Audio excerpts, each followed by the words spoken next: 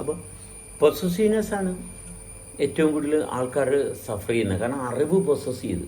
അതെ, അതായത് അറിവ് മാത്രമല്ല, ഇപ്പൊ നമ്മളെ ഈ നിരന്തരമായിട്ടുള്ള ഒരു അനുഭവമുണ്ട് അതെപ്പോഴും നടന്നുകൊണ്ടിരിക്കുകയാണ്.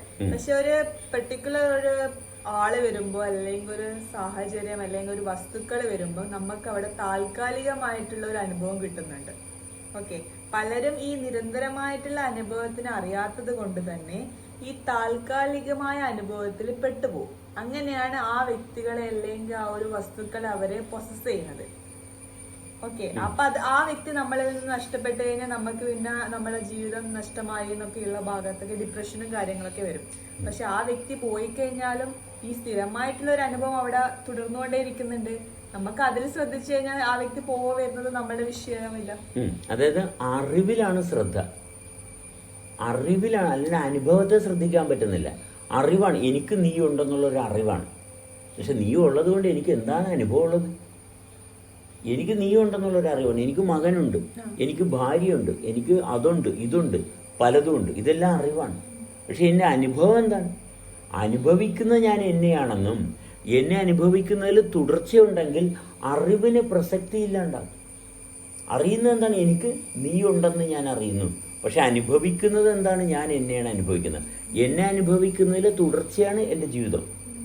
എന്നെ അനുഭവിക്കുന്നിടത്ത് എനിക്ക് യാതൊരു കാര്യത്തിലും പൊസസീവ്നെസ് ബാധകമല്ല. പൊസസീവ്നെസ്സിൻ്റെ ഒരു വിഷയം അവിടെ വരുന്നേ ഇല്ല. കാരണം ഞാൻ എന്നെ അനുഭവിക്കുന്നിടത്ത് എന്ത് പൊസസ് ചെയ്യാൻ? അറിവെന്തിനാണ് പൊസസ് ചെയ്യുന്നത്?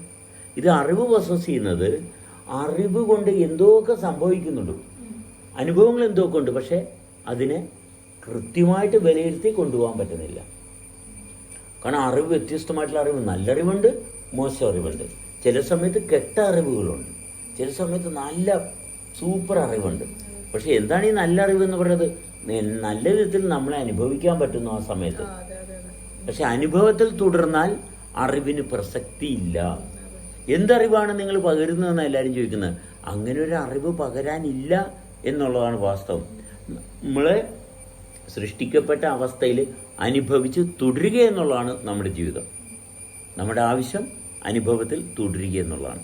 അനുഭവത്തിൽ തുടരാൻ സാധിക്കുമ്പോൾ ആശ്വാസം. അവിടെ പൊസസീവ്നെസ് സാധ്യമല്ല. നീ ഇപ്പം മരിച്ചു പോയാൽ നമ്മൾ കൊണ്ട് കുഴിച്ചിടുക, കത്തിച്ചിടുക, അല്ലെങ്കിൽ എന്നിട്ട് വീട്ടുകാരെ ചിലപ്പോൾ അറിയിക്കണമായിരിക്കും അല്ലേ, അങ്ങോട്ട് കൊണ്ടുപോകണമായിരിക്കും അല്ലേ. അവർക്ക് ശരീരമാണ് വേണ്ടത്. അതെ അതെ അതെ. അപ്പൊ മരിക്കുന്നത് വരെ അതെ, ഇവിടെ മരിച്ചു പോകും, ഇവിടെ എല്ലാം മരിച്ചു പോകും, നശിച്ചു പോകും എന്നുള്ള എല്ലാവരുടെയും തീരുമാനം. ഇപ്പൊ ഞാൻ മരിച്ചാൽ നീ എന്ത് ചെയ്യും?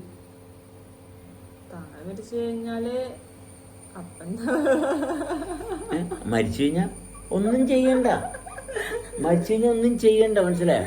കാരണം മരിച്ചു എന്നുള്ളൊരു ഭാഗം ആ വ്യക്തിക്ക് ആ വ്യക്തിയോട് താല്പര്യമില്ലാത്തതുകൊണ്ടാണ്. ജീവിക്കാൻ താല്പര്യമുള്ളവർ മരിക്കത്തില്ല.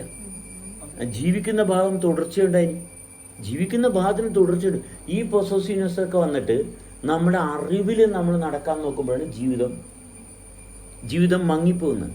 ജീവിതം മങ്ങിപ്പോകുകയാണ് എന്ന് വെച്ചാൽ അറിവ് കൂടിയിട്ട് അനുഭവത്തിൽ നിൽക്കാൻ പറ്റുന്നില്ല. അനുഭവത്തിലാണ് തുടർച്ചയുള്ളത്. അനുഭവത്തിലേ നമുക്ക് ജീവിക്കാൻ പറ്റത്തുള്ളൂ. അനുഭവത്തിൽ ജീവിക്കാൻ പറ്റും, അനുഭവത്തിൽ ജീവിക്കാൻ പറ്റും. അത് ഭയങ്കര രസമാണ്. അപ്പോൾ നമ്മളിങ്ങനെ രസിച്ച് ആഘോഷിച്ച് അനുഭവത്തിൻ്റെ ഭാഗം പറയുമ്പോൾ അറിവുള്ളവർക്ക് ഭയങ്കര അസ്വസ്ഥതയുണ്ടാവും. അറിവുള്ളവരുടെ അറിവിന് കോട്ടം തട്ടും. ഇവരെന്താടാ പറയണത്? നമ്മൾ ഉണ്ടാക്കിക്കൊണ്ടുവന്ന സംഭവത്തെ എല്ലാം ഇവൻ തള്ളിക്കളയണം. അങ്ങനെ ഒരുപാട് ആശയക്കുഴപ്പങ്ങളുണ്ടാകും. അത് വലിയ പ്രശ്നം തന്നെയാണ്.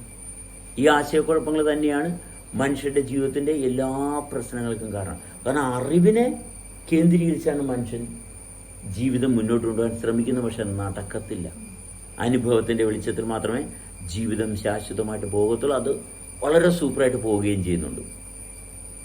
ഓക്കെ, ഇത്രയും ഓക്കെ.